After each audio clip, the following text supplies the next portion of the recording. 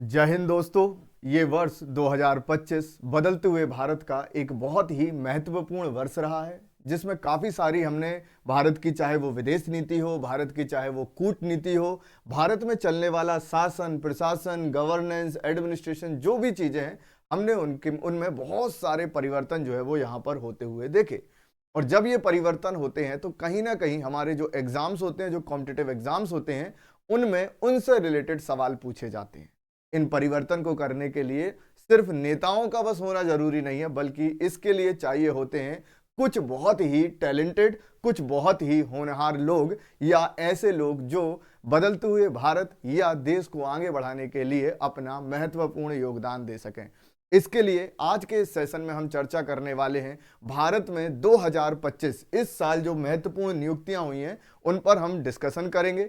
ये लोग केवल किसी पद पर नहीं गए, बल्कि इनके कारण ही सारी की सारी व्यवस्था चलती है, चाहे वो शासन वाली व्यवस्था हो, चाहे वो प्रशासन वाली व्यवस्था हो, चाहे वो कानूनी स्ट्रक्चर हो, या फिर हम बात करें तो भारत की इकोनॉमी हो। सबको संभालने में हमारे संस्थान बहुत महत्वपूर्ण भूमिका अदा करते हैं, और उसमें महत्वपूर्ण होते हैं ये महत्वपूर्ण पदों पर बैठे हुए व्यक्ति।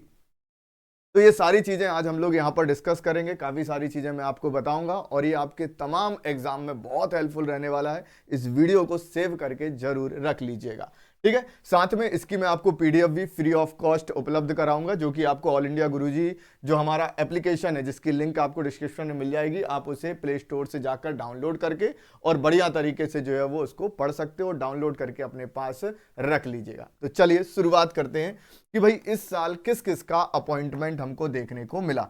सबसे पहले हम बात करते हैं इस साल भारत के जो उपराष्ट्रपति जी हैं, वाइस प्रेसिडेंट हैं, उनमें परिवर्तन हुआ, और वाइस प्रेसिडेंट के पद पर डॉक्टर सीपी राधाकृष्णन जी जो है हमारे देश के 15वें उपराष्ट्रपति बने, है ना। कौन से बने भाई? सीपी राधाकृष्णन भारत के 15वें उपराष्ट्रपति के रूप में इन्होंने शपथ ली है। इसको आप यहां पर ध्यान में रखिएगा, ठीक है। अच्छा, इनको किसने नॉमिनेट किया हुआ था? तो ये एनडीए की तरफ से जो है वो चुनाव लड़े हुए थे, और एनडीए, नेशनल डेमोक्रेटिक अलायंस, जिसे हम कहते हैं राष्ट्रीय लोकतांत्रिक गठबंधन, उसकी तरफ से इन्हें खड़ा किया गया था, राइट। उसके बाद बात करते हैं भारत के नियंत्रक एवं महालेखा परीक्षक, comptroller and auditor general of India. ये वो व्यक्ति हैं जो भारत के जो बही खाता होते हैं, चाहे वो केंद्र सरकार के हों या फिर हम बात करें राज्य सरकार, उनका पूरा लेखा जोखा कोई रखता है, हिसाब जो रखता है व्यक्ति, वो है के संजय मूर्ति जी। ये CAG, comptroller auditor general of India बनाए गए हैं, ध्यान रखिएगा, और नवंबर 2024 से अपने पद पर बने हुए हैं, ठीक। इसके बाद बात करते हैं मुख्य चुनाव आयुक्त, चीफ इलेक्शन कमिश्नर, जो आजकल बड़े विवादों में है। जो विपक्षी पार्टियां हैं लगातार इन पर हमला बोल रही हैं, लेकिन चूंकि हमें पढ़ना है तो ध्यान रखिएगा, election commission of India Bharat में निष्पक्ष तरीके से चुनाव कराने के लिए जाना जाता है, और इसके अध्यक्ष, इसके जो हेड बनाए गए हैं, जो चीफ इलेक्शन कमिश्नर बनाए गए हैं, वो हैं ज्ञानेश कुमार जी, ठीक है। तो जब भी चुनाव आते हैं तो लोग क्या करते हैं? ज्ञान बांटते हैं। उनको लगता है हमें ज्यादा ज्ञान है, इसलिए Gyanesh Kumar ji chief election commissioner बनाए गए सन 2025 में 19 फरवरी के दिन। इसे आप ध्यान में रखिएगा। जो इलेक्शन कमीशन होता है, एक और चीज आप ध्यान में रखना, जो इलेक्शन कमीशन होता है ये कब बना था साहब? तो ये बना था 25 जनवरी सन 1950 को। और इसी 25 जनवरी के दिन हम लोग क्या सेलिब्रेट करते हैं? तो इसी 25 जनवरी के दिन हम सेलिब्रेट करते हैं नेशनल वोटर्स डे, या राष्ट्रीय मतदाता दिवस। क्या मनाते हैं जी? नेशनल वोटर्स डे या राष्ट्रीय मतदाता दिवस मनाते हैं, ध्यान रखिएगा, ठीक है। तो ये तीन सबसे ज्यादा महत्वपूर्ण नियुक्तियों में से कुछ हैं। इसके बाद बात करते हैं नालसा की। नालसा क्या है जी? राष्ट्रीय कानूनी सेवा प्राधिकरण, national legal services authority, NALSA. ये वो प्राधिकरण है, ये वो ट्रिब्यूनल है, या ये वो अथॉरिटी है जो भारत में जो गरीब हैं, वंचित हैं, उनको निशुल्क में कानूनी सहायता उपलब्ध कराते हैं। यदि आपके पास पैसे नहीं है और आपको केसेस लड़ने हैं तो आप जो है वो इनसे संपर्क कर सकते हैं। नालसा जो है वो सभी न्यायालयों में, चाहे वो डिस्ट्रिक्ट कोर्ट हो, चाहे वो हाई कोर्ट हो, चाहे वो सुप्रीम कोर्ट हो, फ्री ऑफ कॉस्ट जो है वो आपकी यहां पर पक्षधर बनती है, ध्यान रखिएगा। तो इसके जो कार्यकारी अध्यक्ष बनाए गए हैं वो जस्टिस विक्रम नाथ जी यहां पर अपॉइंट किए गए, जो एग्जाम में पूछे जा सकते हैं। इसके पहले कार्यकारी अध्यक्ष जस्टिस सूर्यकांति जी थे, लेकिन जस्टिस सूर्यकांति जी जो हैं अब भारत के 53वें 53rd मुख्य न्यायाधीश, चीफ जस्टिस ऑफ इंडिया या फिर सुप्रीम कोर्ट के मुख्य न्यायाधीश यहां पर बनाए गए हैं। मतलब कानून का सबसे बड़ा व्यक्ति देश में यदि कोई है तो वो कौन होते हैं? Chief justice of India. और नाम भी बढ़िया भाई, सूर्यकांति जी हैं। तो सूर्य वैसे भी हमारे जीवन में रोज आता है, ऐसे ही न्याय आता रहे तो बहुत अच्छी बात है। चलिए आगे बढ़ेंगे। फिर बनाई गई है लॉ सेक्रेटरी।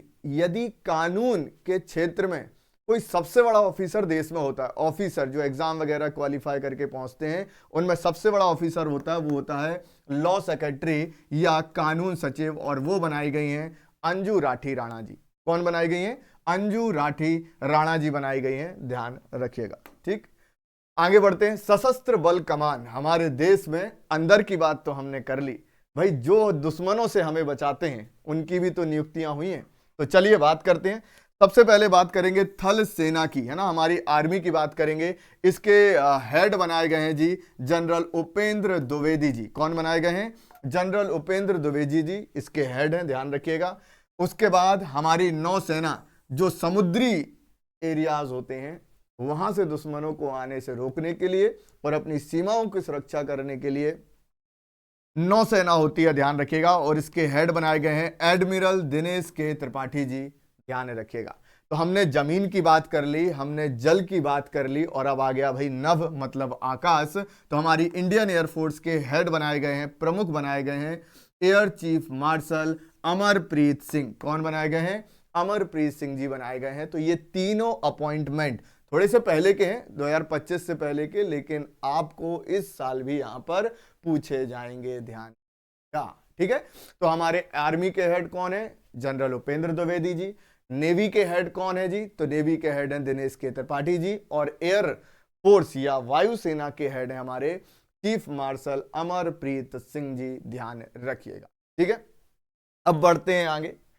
आगे बढ़ेंगे तो अब आपके सामने आते हैं जी deputy NSA, national security adviser. एक चीज बहुत अच्छे से ध्यान रखिएगा, ये क्या है भाई? डेप्यूटी नेशनल सिक्योरिटी एडवाइजर, मतलब कि राष्ट्रीय सुरक्षा सलाहकार। ठीक है, लेकिन ये डेप्यूटी हैं, मतलब इनके ऊपर भी कोई व्यक्ति है। हाँ जी, भारत की चाहे वो अंदरूनी सुरक्षा हो, चाहे वो बाहर की सुरक्षा हो, दोनों से बचाने के लिए नेशनल सिक्योरिटी एडवाइजर भारत सरकार को सलाह देते हैं कि आप ये करिए, आप वो करिए।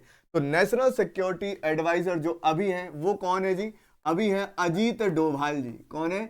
अजीत डोभाल जी हैं, ध्यान रखिएगा। और उन्हीं को सहयोग करने के लिए आ गए हैं डेप्यूटी एनएसए अनीस दयाल सिंह जी, ध्यान रखिएगा। ये डेप्यूटी एनएसए बनाए गए हैं, ध्यान रखिएगा, अगस्त 2025 से। ठीक, अब ये तो हो गई भाई एक बात। इसके बाद आता है raw, research and analysis wing. Raw जितना महत्वपूर्ण एनएसए है उससे कहीं ज्यादा या उतने ही बराबर में आप रिसर्च एंड एनालिसिस विंग या रॉ की बात करेंगे, जो हमारे देश की एक खुफिया एजेंसी है। और इसके जो सेक्रेटरी बनाए गए हैं वो बनाए गए हैं पराग जैन। कौन बनाए गए हैं? पराग जैन, ध्यान रखिएगा। रिसर्च एंड एनालिसिस विंग के सेक्रेटरी बनाए गए हैं पराग जैन। अच्छा, पराग जैन केवल रॉ के बस नहीं बने, बल्कि इन्हें एसपीजी विशेष सुरक्षा समूह, जो माननीय प्रधानमंत्री जी की सुरक्षा में जो प्रोटेक्शन जो होती है उसको जो संभालते हैं, उसका भी प्रभार इन्हीं के पास में। आप समझिए कितने महत्वपूर्ण व्यक्ति हैं। तो भैया इन्हें रॉ का सेक्रेटरी भी बनाया गया है और एसपीजी का सेक्रेटरी भी बनाया गया है। पराग जैन जी को महत्वपूर्ण है। फिर केंद्रीय गृह सचिव, है ना, होम सेक्रेटरी, ध्यान रखिएगा। यदि सरकार में किसी ऑफिसर का सर्वोच्च पद यदि है तो वो कहलाते हैं होम सेक्रेटरी, है ना, जो कि कौन है भाई? गोविंद मोहन जी हैं, है ना। कौन है भाई? गोविंद मोहन जी हैं। इनके कार्यकाल को 2026 तक बढ़ा दिया गया है। तो हमने महत्वपूर्ण चीजें देखी, हमने एनएसए के बारे में बात किया, रॉ देखा, एसपीजी देखा, है ना, होम सेक्रेटरी देखे। इनमें हमें थोड़े थोड़े बदलाव देखने को मिले। ठीक, फिर आगे बढ़ते हैं। अब इसके बाद जब हमने बाहरी सुरक्षा कर ली, खुफिया तंत्र से चीजें देख ली, अब भारत में अंदर भी कुछ एजेंसीज हैं जो भारत को सुरक्षा प्रदान करती हैं। देश ऐसे ही नहीं चलता। ठीक है, ध्यान दीजिएगा इसमें क्या क्या परिवर्तन हुए हैं जी। तो यहां पर आप देखोगे CRPF, central reserve police force. क्या कहा जाता है इसे? केंद्रीय रिजर्व पुलिस बल या सेंट्रल रिजर्व पुलिस फोर्स। क्या कहा जाता है? सेंट्रल रिजर्व, ध्यान रखिएगा, central reserve police force. Central reserve police force जो है इसके हेड बनाए गए हैं या डायरेक्टर जनरल बनाए गए हैं ज्ञानेंद्र प्रसाद जी। तो सीआरपीएफ के डायरेक्टर जनरल कौन बन गए हैं? ज्ञानेंद्र प्रताप जी बन गए हैं। उसके बाद आता है एसएसबी। एसएसबी क्या होता है भैया? सशस्त्र सीमा बल। ध्यान रखिएगा, क्या कहलाता है ये? सशस्त्र सीमा बल कहलाता है, ध्यान में रखिएगा, सशस्त्र सीमा बल। सशस्त्र सीमा बल जो है या सशस्त्र सीमा फोर्स जो है इसके भी डायरेक्टर जनरल बनाए गए हैं रतन संजय कटियार जी। कौन बनाए गए हैं? रतन संजय कटियार जी बनाए गए हैं, ध्यान रखिएगा। फिर आता है सीआईएसएफ। सीआईएसएफ क्या करता है जी? हमारे देश में मेट्रो ट्रेनें चल रही हैं, हमारे देश में इंडस्ट्रीज लगी हैं, इनकी भी तो सुरक्षा जरूरी है। ये भी तो लोगों को रोजगार और देश को आगे बढ़ाने के लिए कार्य करते हैं। तो सीआईएसएफ उसकी प्रोटेक्शन करती है, सेंट्रल इंडस्ट्रियल सिक्योरिटी फोर्स। क्या कहा जाता है इसे? सेंट्रल इंडस्ट्रियल ठीक है, सिक्योरिटी फोर्स, ठीक है, सिक्योरिटी फोर्स। तो यहां पर ध्यान रखिएगा, प्रवीण रंजन जी इसके हेड बनाए गए। फिर आते हैं प्रवीण कुमार जो कि आईटीबीपी है ना, आईटीबीपी के इनको क्या बनाया गया है? हेड बनाया गया। आईटीबीपी क्या है? इसे कहा जाता है भारत तिब्बत सीमा पुलिस, इंडो तिब्बतन बॉर्डर पुलिस। ध्यान रखिएगा, क्या कहा जाता है इसे? इंडो तिब्बतन बॉर्डर पुलिस कहा जाता है, बॉर्डर पुलिस कहा जाता है, जो हमें चीन हो, नेपाल हो, भूटान हो, ऐसे देशों से प्रोटेक्शन देती हैं। इनकी सीमाओं पर जो हमारी फोर्सेस खड़ी होती हैं वो होती हैं आईटीबीपी। और आईटीबीपी के हेड कौन बनाए गए हैं जी? प्रवीण कुमार को यहां पर हेड बनाया गया है। इन्हें आप यहां पर ध्यान में रखिएगा। तो प्रवीण कुमार किसके हेड बन गए हैं जी? तो प्रवीण कुमार जो हैं वो डायरेक्टर जनरल बनाए गए हैं। किसके बनाए गए हैं? आईटीबीपी के बनाए गए हैं, ध्यान रखिएगा। उसके बाद और महत्वपूर्ण आ जाती हैं प्रथम महिला महानिदेशक, पहली महिला डायरेक्टर जनरल किसकी जी? तो वो बनाई गई है रेलवे प्रोटेक्शन फोर्स। किसकी? रेलवे प्रोटेक्शन फोर्स की पहली महिला डायरेक्टर जनरल बनाई गई हैं और वो है Sonali Mishra ji. Sonali Mishra first women director general of railway protection force, ध्यान में रखिएगा, जिसे हम आरपीएफ कहते हैं। क्लियर है? चलिए फिर आते हैं पीयूष आनंद। इन्हें भी डायरेक्टर जनरल बनाया गया। किसका? एनडीआरएफ का। हमारे देश में जब कोई मुसीबत आती है, बाढ़ आ गया, भूकंप आ गया, कोई और डिजास्टर आ गया, तो सबसे पहले जो आपके लिए टीम खड़ी होती है वो होती है NDRF, national disaster response force. क्या कहा जाता है इसे? National disaster response force, national disaster response force. और इसके हेड बनाए गए हैं जी पीयूष आनंद जी। फिर चलते हैं Sameer V Kamat, DRDO, defence research and development organisation, रक्षा अनुसंधान एवं विकास संगठन। समीर वी कामत पहले से इसके हेड थे, अब इनके कार्यकाल को और 1 साल बढ़ा दिया गया है और अब ये 2026 तक डीआरडीओ के हेड रहेंगे। डीआरडीओ जो है वो रिसर्च करता है कि हमारे देश की सुरक्षा के लिए कौन से उपकरण बनाए जाने चाहिए, कौन सी रिसर्च की जानी चाहिए, क्या क्या चीजें की जानी चाहिए, वो सब कुछ देखता है डीआरडीओ। यदि हम ड्रोन बना पा रहे हैं, हम मिसाइल्स बना पा रहे हैं, हम व्हीकल्स बना पा रहे हैं प्रोटेक्शन के लिए, तो उसमें महत्वपूर्ण योगदान किसका होता है जी? डीआरडीओ का होता है। यदि आपको पता हो डीआरडीओ कब बना था तो कमेंट सेक्शन में जरूर लिखिएगा। ठीक है, आगे बढ़ते हैं। चलिए, ये तो बात हो गई भाई कहां की? हमने बात कर ली भारत की अंदरूनी सुरक्षा की। अब हम बात करते हैं भारत में शासन भी करना है, प्रशासन भी करना है, तो सिर्फ नेताओं के दम पे तो चीजें नहीं हो पाएंगी।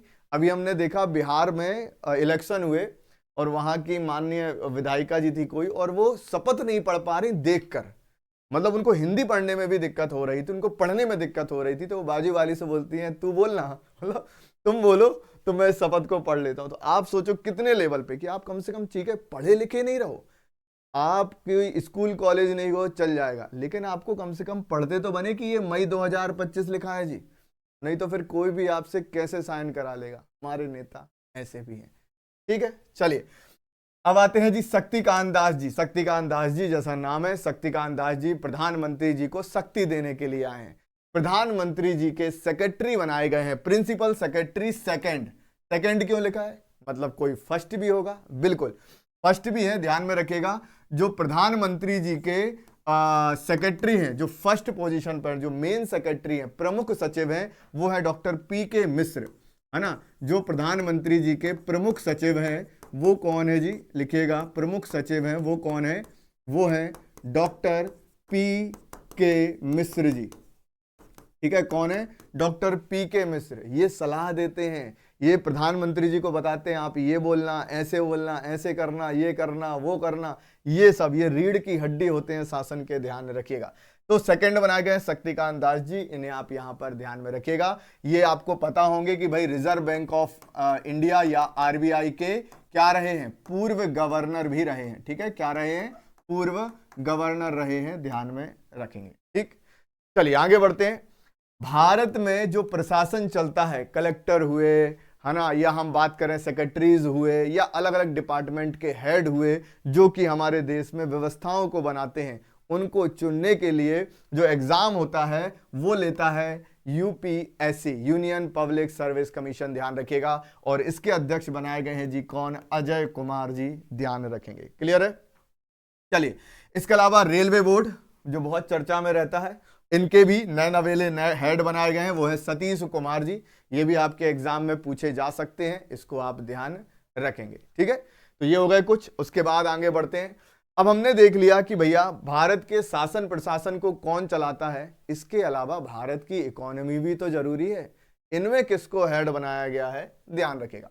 तो अर्थव्यवस्था के प्रबंधक कौन कौन है भाई, तो आरबीआई के गवर्नर साहब बनाए गए हैं संजय मल्होत्रा जी। आप देखते हो ना, लोन के इंटरेस्ट कम हो गए, ज्यादा हो गए, है ना, देश में पैसे का फ्लो, रुपए का फ्लो कैसा रखना है, ज्यादा रखना है, कम रखना है, सारी व्यवस्थाओं को देखने का काम reserve bank of India, Bharat का सेंट्रल बैंक है, ये करता है, ध्यान रखिएगा। और इसके अध्यक्ष या इसके गवर्नर बनाए गए हमारे अभी गवर्नर हैं संजय मल्होत्रा जी, एग्जाम में आ सकते हैं। ठीक, चलिए उसके बाद चलते हैं वित्त सचिव। फाइनेंस का सबसे बड़ा ऑफिसर फाइनेंस सेक्रेटरी होता है, वित्त सचिव, ध्यान रखिएगा, डॉक्टर टीवी सोमनाथन जी, ध्यान रखेंगे। तो TV Somanathan finance secretary Bharat के बने हुए हैं। सेबी, आजकल शेयर मार्केट, स्टॉक बाजार, ये बड़ा चर्चा में जो है वो बना रहता है। उस शेयर मार्केट को कोई रेगुलेट करता है, उसमें जो कंपनियां जो है उनके नियम कानून बनाना, कौन फ्रॉड कर रहा है, कौन क्या कर रहा है, ये सब कुछ देखने का काम करता है सेबी। सेबी का फुल फॉर्म होता है securities and exchange board of India. Securities and exchange board of India, या हिंदी में कहें तो भारतीय प्रतिभूति और विनिमय बोर्ड। इसके अध्यक्ष बनाए गए हैं तुहिन कांत बोर्ड, कौन पांडे, बोर्ड बोल दिया मैंने, तो ध्यान दीजिएगा, तुहिन कांत पांडे जी क्या बनाए गए हैं जी, सेबी के securities and exchange board of India के हेड बनाए गए हैं, अध्यक्ष बनाए गए हैं, ध्यान रखेंगे। ठीक है, फिर चलते हैं सीबीआईसी। सीबीआईसी ये क्या होता है सर, ये तो नया नवेला सा शब्द लग रहा है, इसका फुल फॉर्म लिख लेना, central board of indirect taxes and customs. Central board of indirect taxes and custom, जिसे हम कहते हैं, क्या कहते हैं जी, केंद्रीय अप्रत्यक्ष कर और सीमा शुल्क बोर्ड।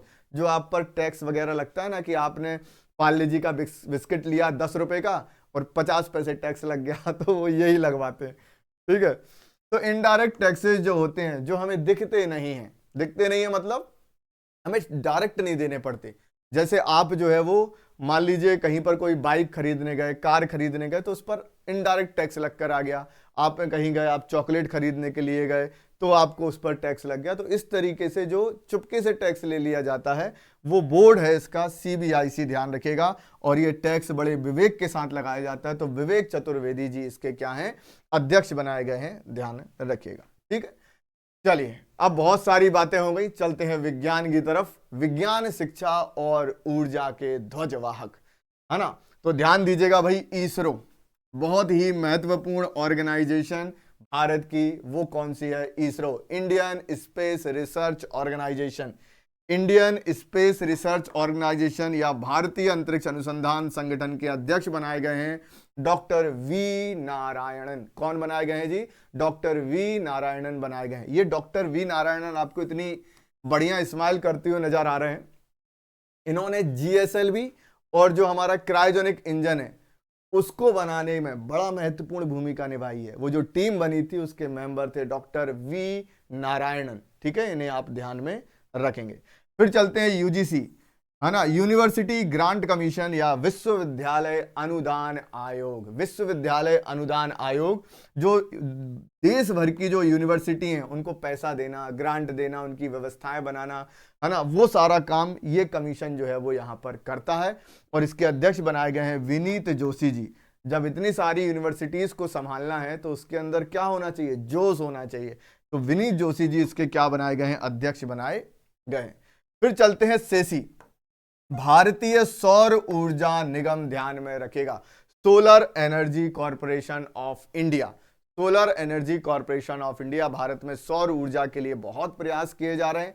हमारे देश में मोदी जी ने कहा भैया एक सूरज एक पृथ्वी, ये सबका सूरज है, किसी को ना तेल खरीदना किसी से ना कुछ, सूरज सबका है, अपनी अपनी चीजें बना लो और एनर्जी बनाओ, देश को चलाओ, दुनिया को चलाओ। तो भैया सौर ऊर्जा कहां से आती है? आकाश से आती है। तो आकाश त्रिपाठी जी इसके क्या बनाए गए हैं? हेड बनाए गए हैं, अध्यक्ष बनाए गए हैं। ये भी आपको ध्यान रखना है। आगे बढ़े। अच्छा, आपको इसकी पीडीएफ मिल जाएगी, मैंने पहले भी कहा है, तो वो डिस्क्रिप्शन में लिंक होगी, आप एप्लीकेशन पर जाकर डाउनलोड करके और बढ़िया फ्री में आप कंटेंट पढ़ सकते हो। ठीक है, चलिए अब आते हैं कुछ और जो नियुक्तियां यहां पर की गई। जैसे भारत के जो राष्ट्रपति हैं उसकी एडीसी बनाई गई हैं।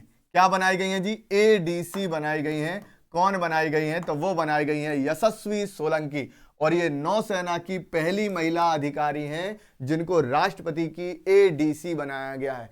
ये राष्ट्रपति की एडीसी क्या होता है जी? इसका मतलब होता है एडे डी कैंप। क्या होता है जी? लिखेंगे यहां पर एडे डी कैंप। अब आप कहोगे सर ना एडीसी समझ आया ना ये एडे डी कैंप समझ आया, मतलब क्या है? इसका मतलब है सैन्य सहायक अधिकारी। क्या है भैया इसका मतलब हिंदी में? सैन्य सहायक अधिकारी। सैन्य सहायक क्या लिखोगे? अधिकारी। ये माननीय राष्ट्रपति जी की क्या करती हैं? सहायता करती हैं, जो सैन्य मामलों में सलाह भी देती हैं और सारे कामों को जो है वो संभालने का काम करती हैं। ध्यान रखिएगा, एडीसी कौन है? यशस्वी सोलंकी। ठीक, फिर आती हैं सोनाली मिश्रा, रेलवे सुरक्षा बल आरपीएफ की पहली महिला डायरेक्टर जनरल। इनके बारे में पहले भी हमने जो है वो पढ़ लिया है।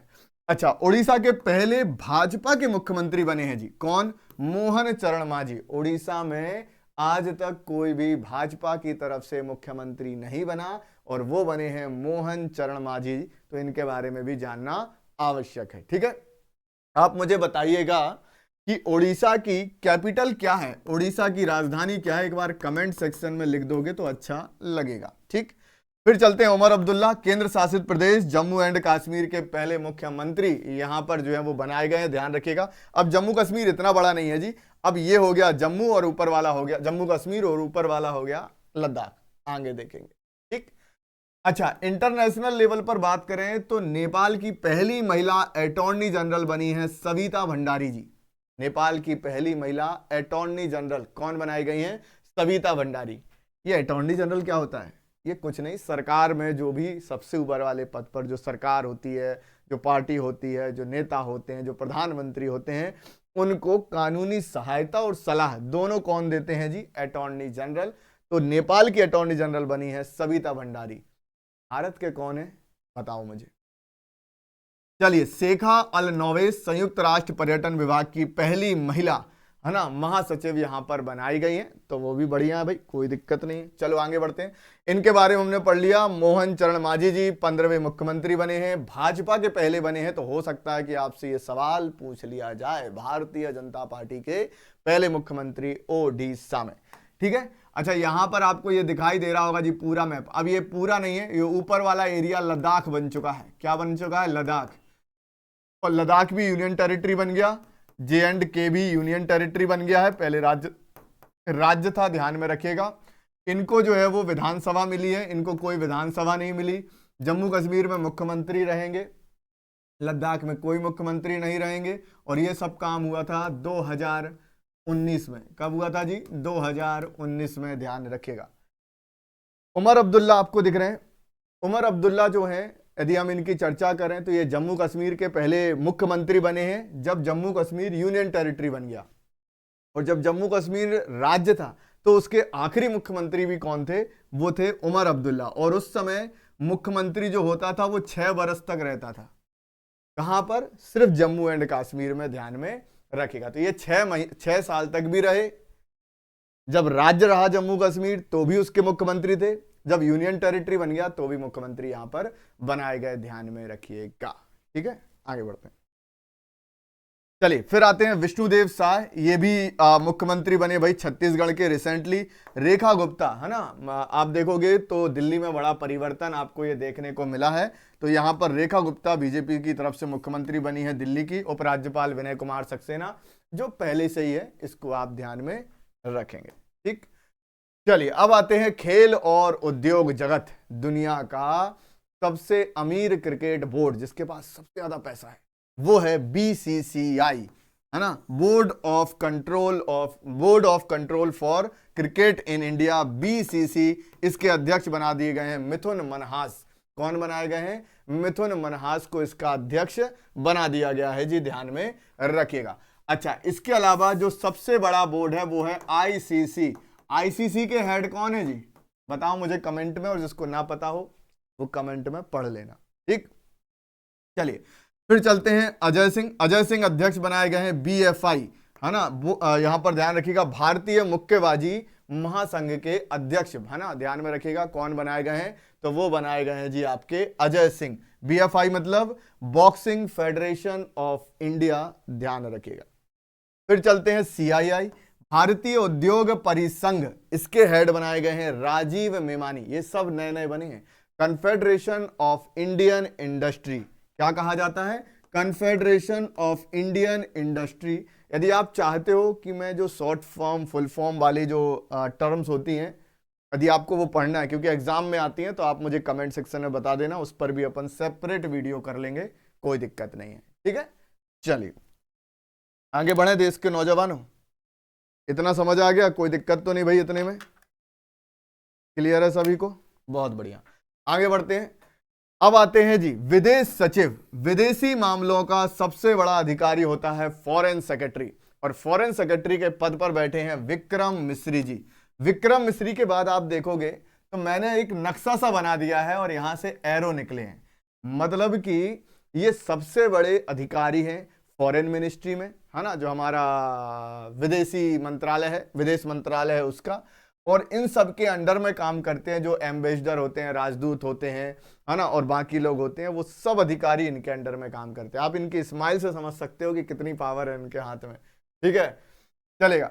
तो अब यहां पर देखोगे न्यूयॉर्क हम यदि पहुंचे तो स्थायी प्रतिनिधि संयुक्त राष्ट्र के बनाए गए हैं भारत के पार्थनेनी हरीश जी। उसके अलावा उच्चायुक्त, जिन्हें हम क्या कहते हैं जी? हाई कमिश्नर कहते हैं। क्या कहते हैं? हाई कमिश्नर कहते हैं, ध्यान रखिएगा। तो हाई कमिश्नर यहां पर बनाए गए हैं शिल्पाक अंबुले। कहां के? सिंगापुर के। ठीक है। स्पेन के राजदूत बनाए गए हैं जयंत एन खोबरागड़े। जयंत एन खोबरागड़े, ये कहां के बनाए गए हैं जी? तो ये आपके स्पेन के राजदूत हैं। उसके बाद यूएई, संयुक्त अरब अमीरात के राजदूत बने हैं दीपक मित्तल, और अर्जेंटीना के टीना लिखो भाई, टीन लिख दिया, तो टीना के राजदूत बनाए गए हैं अजनीश कुमार जी। सारे महत्वपूर्ण चीजें बता रहा हूं, इस तरीके से अपनी कॉपी में भी बना लेना तो आपका उद्धार हो जाएगा। ठीक है, और अभी तक आपको यदि सेशन पसंद आ रहा हो तो चैनल को सब्सक्राइब जरूर करें और अपने किसी परम मित्र के पास भेज दें तो उसका भी भला हो जाए। ठीक है, चलिए आगे बढ़े। अब दुनिया भर की बात करते हैं। दुनिया भर की बात करेंगे तो पॉल बिया को नहीं भूल सकते जी। पॉल बिया कैमरून के राष्ट्रपति बने हैं और ये सबसे उम्र दराज सेवारत राष्ट्रपति हैं। 92 साल से ज्यादा उम्र है इनकी। पॉल बिया, ध्यान रखिएगा, कैमरून के प्रेसिडेंट बने हैं और ये 8वीं बार बने हैं। ऐसा नहीं है कि पहली बार, ध्यान रखिएगा 8वीं बार बने। उसके बाद तंजानिया की राष्ट्रपति बनी है सामिया सुलू हसन, है ना। देखिएगा सामिया सुलू हसन थोड़ा सा शायद गुस्से में देख रही हैं, लेकिन हाँ ये जो है वो राष्ट्रपति बन चुकी हैं। अब आप मुस्कुराइए।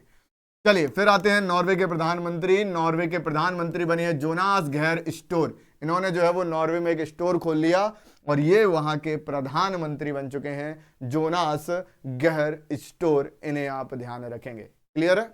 चलिए तो ये चीज यहां पर ध्यान रखेंगे। नीचे लिखा भाई नेतृत्व निरंतर परिवर्तनशील है जो राष्ट्रों और संस्थानों के पथ को आकार देता है। ये लोग 2025 की केवल नियुक्तियां बस नहीं है, ये आने वाले समय को गढ़ने वाले लोग हैं। ये देश को चलाने वाले, दुनिया को चलाने वाले लोग हैं और ये हमारे एग्जाम में पूछे जाते हैं। इसलिए मैंने पूरी मेहनत के साथ आपको ये चीजें यहां पर बताई। इसको बढ़िया से इस पीडीएफ को डाउनलोड कर लीजिएगा। एप्लीकेशन का मैंने बता दिया, आप प्ले स्टोर में जाकर ऑल इंडिया गुरुजी लिखोगे आपको एप्लीकेशन मिल जाएगा, या आप लिंक दी गई है उससे डाउनलोड कर लो और बढ़िया तरीके से जुड़कर आप पीडीएफ ले लीजिए और नोट्स ले लीजिए। और यदि आप किसी और टॉपिक पर वीडियो चाहते हो तो आप वो भी कमेंट सेक्शन में जरूर बताएं। तो ये था पूरा हमारा सेशन। जितने महत्वपूर्ण अपॉइंटमेंट्स भारत और बाहर हुए वो हमने यहाँ पर डिस्कस कर लिए हैं और ये आपके तमाम एग्जाम्स में बहुत ज़्यादा हेल्पफुल रहने वाले हैं। तो इसको बढ़िया तरीके से पढ़िएगा। मिलते हैं अपनी अगली क्लास में, अगले वीडियो में। चैनल से जुड़े रहें, चैनल को सब्सक्राइब कर लें। Thank you very much. Take care. जय हिंद। बढ़िया तरीके से पढ़ते रहें, जीवन में आगे बढ़ते रहें। Thank you very much.